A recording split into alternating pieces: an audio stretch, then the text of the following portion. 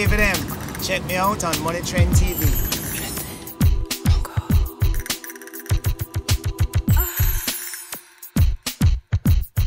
It's your boy Shakim bringing you another exclusive, sizzling, hot summer, new artist. We got him in the building. He goes by the name of David M, straight out of Jamaica. Big up to all my Caribbean massive. Hey, it's great to be here, Shakim. Great to be here in New York City. That's what I'm talking about. What's going on, David M? Pretty good, pretty good. You know what I mean? Say what's up to Jersey. What's up, Jersey? What's up, New York? Big up all my Jamaican crew. Big up all my Caribbean massive. Big up, big up. That's what I'm talking about. David M's in the building. We definitely gonna go, definitely got an exclusive hot interview with him.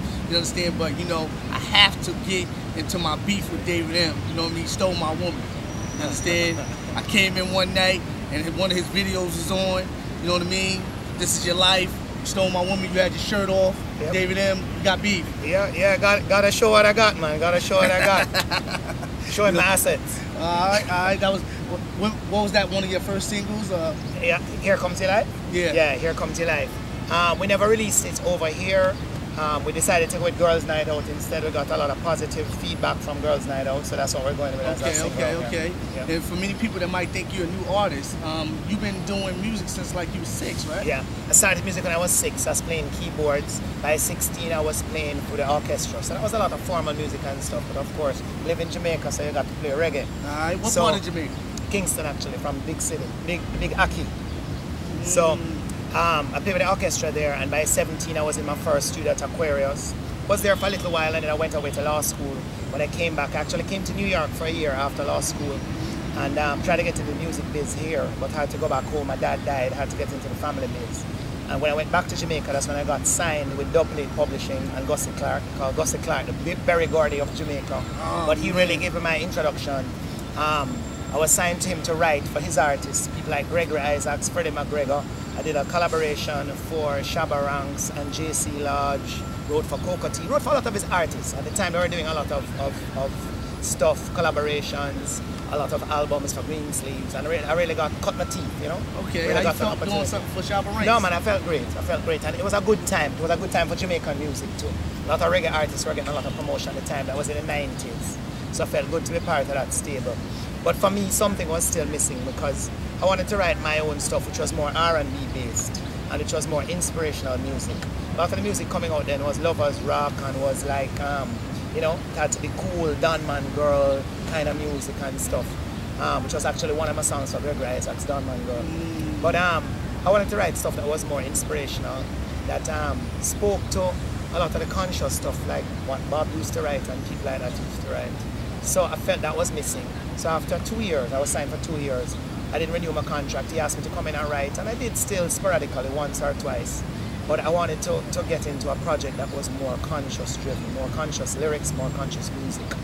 And that had to wait for some time because, as I told you, I took over my dad's business and that's what I was doing for years.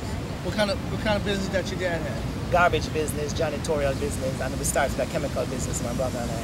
Chemical business. But you know, the music kept calling, and last year Obama became president, and I had this song that I'd started writing so many years ago, Lest We Forget.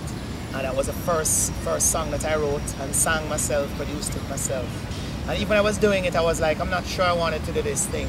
But once it was finished and it started playing on the radio, and people liked it, they really took to it because it was a song about where we're coming from as black people and what we had achieved as a people. We had a new president.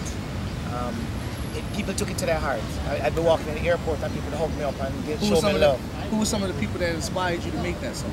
You know, I'd started that song, funny enough, when Mandela became president of South Africa 15 years ago. I never finished it. So if any song had a long gestation or a long period of being born, it was that song. But at the time, of course, as I said, I was writing for reggae artists. I didn't think in terms of writing this very inspirational song with lyrics like that. So I started it but never finished it. And it's just a lot of people, Martin Luther King, Malcolm X, and just the names of Marcus Garvey, Harriet Tubman, Rosa Parks, those people. And those people are featured in the video, if you've seen the video with them. Yes. And it's a very emotive video. The video was done by my cousin and myself. Adrian Lopez is the director, he's my cousin. And we sat down and said, what did we want to portray? Who are the people who made this happen? And it doesn't start with Obama, you know, and it's not an Obama video, it's not about Obama. Actually, he's a benefactor of the people who have struggled. And that's your mother, my mother, your father, my father, or grandparents who had to put up with a lot of indignities and had to live a life that was a lie. You know, you're part of a great society, be it a Jamaican or a Commonwealth society or an American society, but you don't have the rights that you deserve, that you fought for, that you've died for 400 years. And that's what the song is about. And it touched people in a special way. And feedback I got from people touched me. And that made me feel that what I was doing was the right thing. David M just breaking down a lot of the key points that's in the video. The video is very hot, very inspirational. Big up to all the people out there that's still in the struggle, that's out there. This is a video to inspire you that you can do anything. The video is very special to me as well because my mom is that person you see, the lady that you see in the video who is showing the other black youth where we're coming from and what's happening. So that old lady at the end is my mom. My mom passed last week. So it's a very special time for me as well. It was a very special video. My daughter is in the video. My daughter is a girl who takes up the man upstairs in the end of the video. That's my daughter. So it has 3 generations of my family in the video. My son is in the video as well. He's one of the boys who is looking in the room at all the things happening on the wall. And my cousin directs the video. So it's a real family affair and it's very special to me as a video and as a song. So, is that going to be featured on the album that's coming soon? Yes, it's certainly going to be featured on the album. That song also played, the video also played on BTJ and played on BT a couple of times. So it was a special coming out for me, and as I say, it's great that people seem to embrace the song and what the song had to say. Is it going to be a self-titled album? Well, the title of the album, the working title is Here Comes Your Life. Which is one of the songs. Gonna be the whole, that's one of the songs. Which is true, Here Comes My Life in terms of music. Although the song is not really about music, Here Comes Your Life. It's about anybody who had something in their past that meant a lot to them that comes back out. So for me, it's music, and Here Comes My Life. Okay, Here Comes Your Life. Who directed that video? Adrian Lopez, a cousin, and his sister, Amanda Lopez. And it was the first video that they did all together. They have done parts of videos. They have a Liquid Light, a company that does advertisements, videos, but it's the first video that they've done start to finish themselves. Okay. So as I say, it's very special for us and it's my family. What was that video shot at? Like, what did y'all shot that out in Jamaica? That's Here Comes Your Life? Yeah. That's Jamaica. A lot of people are like, where is that in Jamaica? But yeah, it's on the North Coast. We shot it at a place called Trial, which has villas. We shot it at Blue Beat, which is a disco, well, an open air type of disco in Jamaica, open air club, lounge. That's a club scenes.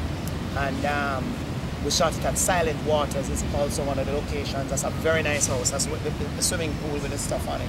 But it was a very special time. It took 3 days to shoot and a lot of work went into it. Okay. Up to now, been no match for the big five. But that all men can live with dignity. I have a dream this afternoon. When all of God's children, black men and white men, Jews and Gentiles, Protestants and Catholics, will be able to join hands and sing with the Negroes in the spiritual of all. Free at last, free at last. Thank God.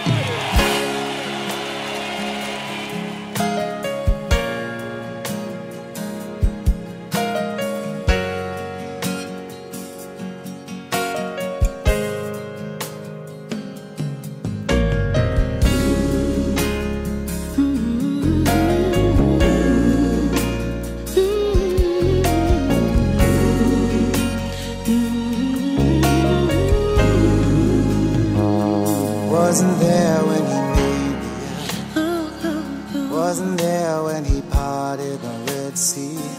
Wasn't there at Calvary when they said Jesus died for me. Wasn't there to hear Malcolm X or Rosa say no to the back of the bus.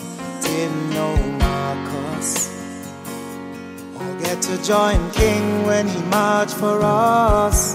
But I hope I'm there when the winds of change blow the walls down, and eyes can see clearly from New York to Cape Town. And I have seen the pictures of man on the moon